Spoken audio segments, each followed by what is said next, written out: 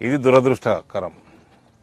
ఒక ప్రణాళిక లేదు, ఒక విజన్ లేదు, కమిట్మెంట్ లేదు, గాలికి గ్యారెంటీలు, ఓట్ల కోసం వాగ్దానాలు.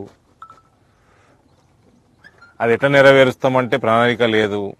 ఇన్కమ్ ఎట్లా జనరేట్ చేస్తారు, వాగ్దానాలకి 2 లక్షల కోట్లు 3 లక్షల కోట్లు ఎక్కువ కావాలి, ఏ రకంగా సంపాదన ఉంటుంది అంటే దానికి ఐడియా లేదు.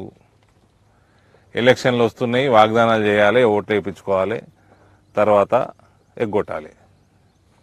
ఈ రకమైన ఆలోచన విధానంతో పార్టీలు నడిచినంతసేపు సమాజం బాగుపడది. ఒక విజన్ తోటి, ఒక ప్రణాళికతోటి అన్ని అధ్యయనం చేసినాకనే మేనిఫెస్టోలు రిలీజ్ చేయాలి. ఓట్ల కోసం మేనిఫెస్టోలు, ఎలక్షన్లు కాగానే అన్ని ఎగ్గొట్టుడు, మాది 5 ఏళ్ళు అయినాక వస్తే వస్తాం, పోతే పోతాం, సంపాదించుకోవాలి, దోసుకోవాలి. ఇట్లా ఆలోచన చేసే పార్టీలు ఉన్నంత కాలం రైతాంగమే కాదు, ఏ వర్గం కూడా బాగుపడదు. ఇప్పుడు మాత్రం మన జిల్లాలో ఎడపల్లిలో, రేంజర్లో, ఇందల్వాయిలో, దర్పల్లిలో, సిరికొండలో ఈ మండలాలన్నింటిలో కూడా పెద్ద ఎత్తున నష్టమైంది.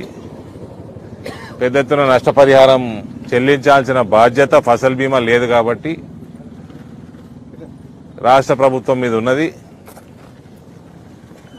తప్పనిసరిగా 25,000 రూపాయలు ప్రతి ఎకరానికి